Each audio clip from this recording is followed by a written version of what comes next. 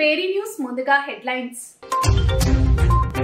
సామాజిక మాధ్యమాల వినియోగం పెరిగిపోయిన నేపథ్యంలో నకిలీ వార్తలు ఎక్కువగా హల్చల్ చేస్తున్నాయి. ఏది నిజమో ఏది నకిలీదో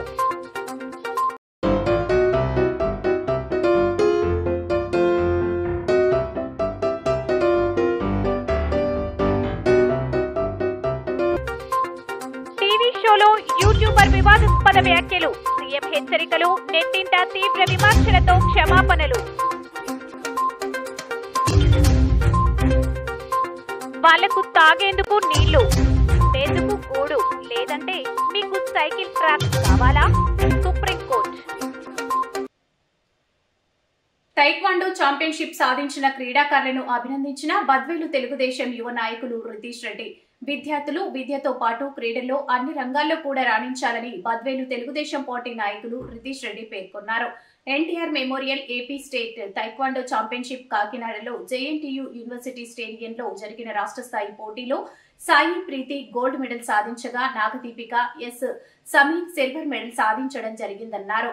వారియర్స్ టైక్వాండో అకాడమీ నుంచి సాధించడం జరిగిందని, వీరిని బద్వేలు తెలుగుదేశం పార్టీ యువ నాయకులు రితీష్ రెడ్డి అభినందించడం జరిగింది. ఈ కార్యక్రమంలో రంగసముద్రం ఎంపీటీసీ కల్వకూరి రమణ తదితరులు పాల్గొన్నారు.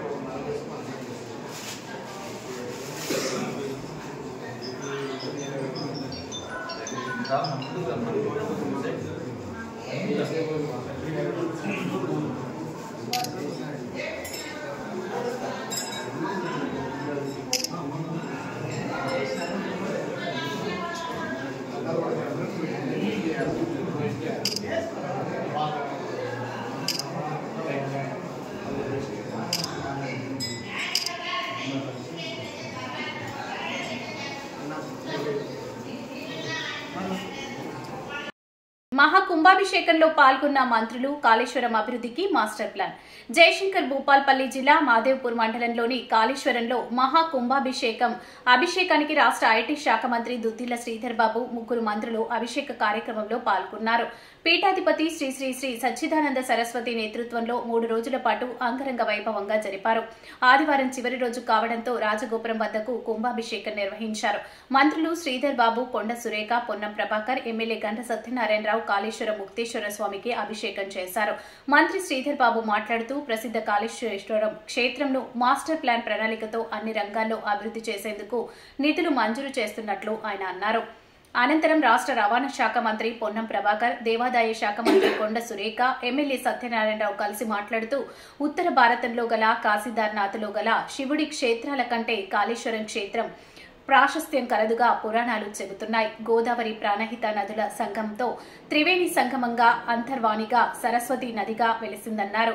మే నెల 15వ తేదీ నుండి సరస్వతి పుష్కరాలు 12 రోజుల పాటు నిర్ణయించినట్లు మంత్రి దుద్దిళ్ల శ్రీధర్ బాబు తెలిపారు.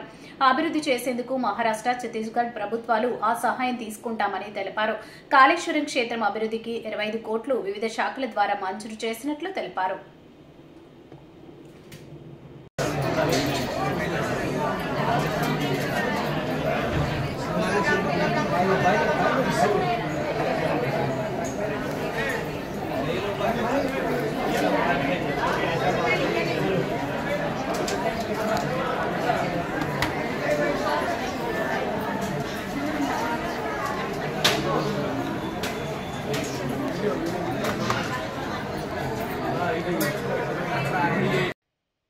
ఛత్తీస్గఢ్ రాష్ట్రం బీజాపూర్ జిల్లా నేషనల్ పార్క్ అటవీ ప్రాంతంలో తుపాకుల మూతతో దద్దరిల్లుతుంది. పచ్చని అడవిలో రక్తటేరులు పారుతున్నాయి. భద్రతా ఫలకాలు, మావోయిస్టుల మధ్య జరిగిన ఎదురు కాల్పుల్లో 31 మంది మావోయిస్టులు హతమయ్యారు.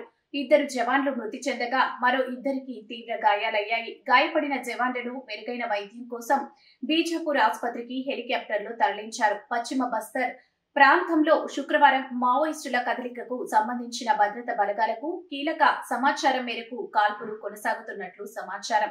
గత వారం రోజుల క్రితం బీజాపూర్ జిల్లాలో జరిగిన ఎన్కౌంటర్లో 8 మంది మావోయిస్టులు మృతి చెందిన విషయం విదితమే. ఈ ఎన్కౌంటర్ లో 2 రాష్ట్ర కమిటీ సభ్యులు బండి ప్రకాష్, ఆడిలి భాస్కర్ ఉన్నట్లు తెలుస్తుంది. మావోయిస్టులు సంఘటన స్థలాల్లో AK-47 SLR INS AS Reiffel, 303 BZL launcher ఆయుధాలు, పేలుడు పదార్థాలను పోలీసులు స్వాధీనం చేసుకున్నారు. మృతి చెందిన మావోయిస్టుల్లో 2 రాష్ట్ర కమిటీ సభ్యులు బండి ప్రకాష్, ఆడిలి భాస్కర్ ఉన్నట్లు సమాచారం.